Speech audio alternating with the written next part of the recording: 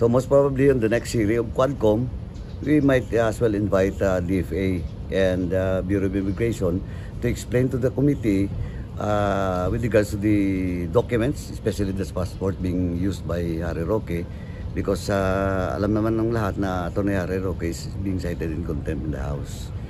So nagtatago nga siya pero doon napaka komportable siyang naglalakad, no? And hindi pa nga namin alam talaga kung from what country siya before Netherlands ang galing. So malalaman natin siguro yan in the next hearing, no? Then we'll ask the DFA kung anong pwedeng mga legal remedies with regards to the order of the House in relation to the passports and documents na ginagamit ni Atty. Harry Roque. Pwede ipa-cancel yun, sir? Let us ask the legal opinion of the legal department of the House, and of course the legal department also of the DFA. Sir, anong liability ng DFA and BI?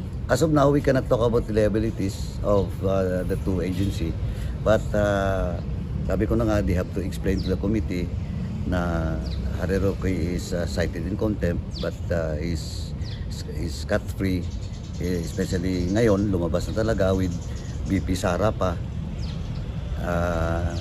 and all other entourage dun sa The Hague. So, susulatan ninyo, sir? Susulatan ng Quadcom? Definitely they will be invited in the next hearing. I will ask the chairman, especially the lead chairperson, si Chairman Barbers, that we will invite the DFA and BI with regards to that. Sir, when's the next hearing? Tentatively Friday, but let us see if it will be postponed. Sir, ano lang po yung naramdaman nyo nung nakita nyo si Atty. Harry Roque na ang tagal nang hinahanap ng Quadcom, tas andun siya bigla? Wala, ganun lang. Okay lang sa akin. But of course, agencies should explain, no? Concerned agencies should explain to the committee and to the House bakit ganun, no?